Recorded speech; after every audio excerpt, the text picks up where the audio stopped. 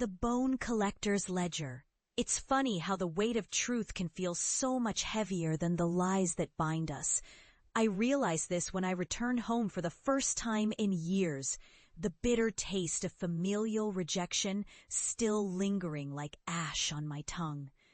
The old house stood like a forgotten tomb at the end of the lane, its once vibrant paint now peeling and faded, much like the memories of laughter and warmth that had filled it.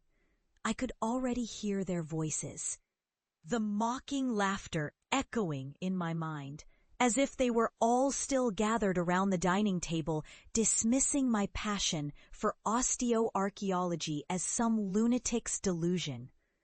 "You'll end up a laughingstock," my brother had said, his eyes gleaming with a mixture of disdain and concern that felt more like a knife twisting in my gut. "You think bones can tell you secrets? You're insane." But the truth was, bones did whisper.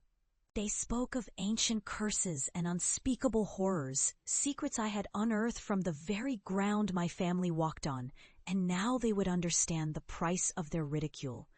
As I stepped through the creaking front door, a chill slithered down my spine. The air was thick with the scent of old wood and dust, yet I could sense something else. The shiver of ancient dread hung in the corners, almost palpable.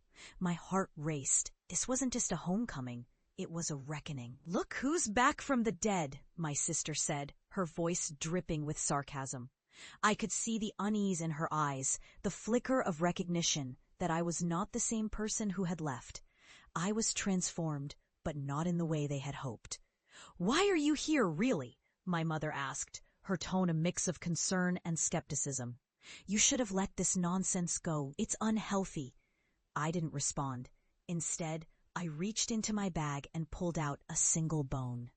It was long and curved, the surface etched with markings that twisted and turned like a dark language of their own.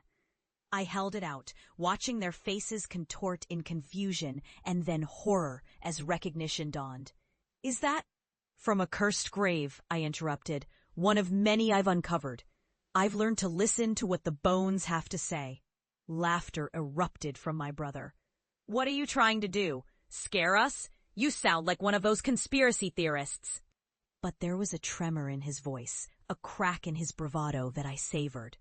"Do you remember how you mocked me for revealing the illegal trade at the museum?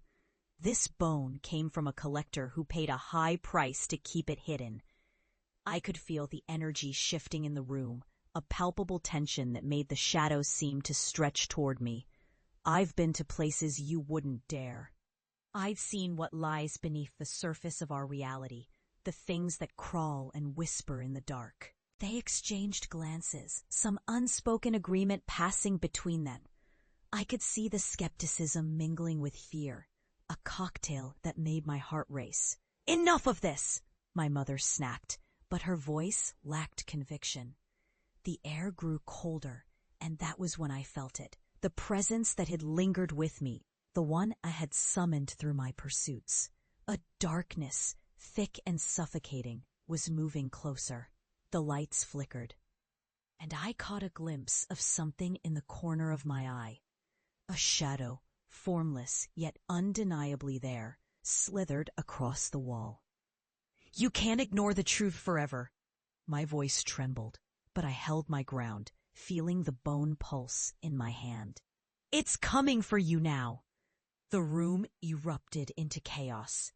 My sister screamed as the shadow grew, twisting into grotesque forms that echoed the fears they had buried deep. My brother backed away, his bravado evaporating into thin air. "This isn't real. It's just a trick." But I knew better. I embraced the horror that surrounded me, the dark knowledge I had gained through years of ridicule and relentless pursuit. "Look what your disbelief has wrought," I shouted, and the shadows crept closer, their whispers rising to a deafening crescendo. "You chose ignorance, and now you will face the consequences." In that moment, I felt the weight of their scorn lift as the truth swept through the room like a storm. The shadows coalesced into figures of the past, specters of those who had suffered at the hands of the ancient curse I had sought to expose. They reached for my family, their cries mingling with the horror that had enveloped me for so long. "Please, we're sorry," my mother pleaded, her voice breaking.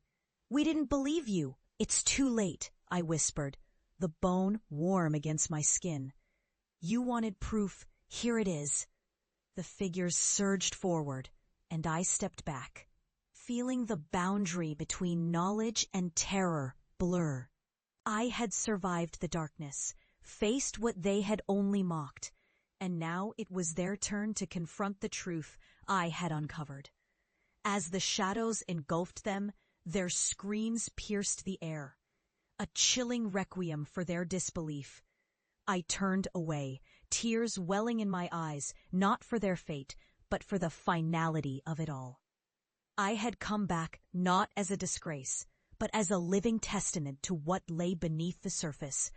And as I stepped out of the house, the weight of their laughter fell away. I had become a collector of bones and truths, and now the ledger of my life balanced precariously on the edge of revelation and terror. I walked away, leaving behind the echoes of their despair, and the knowledge that sometimes the loudest truths are the ones we refuse to hear.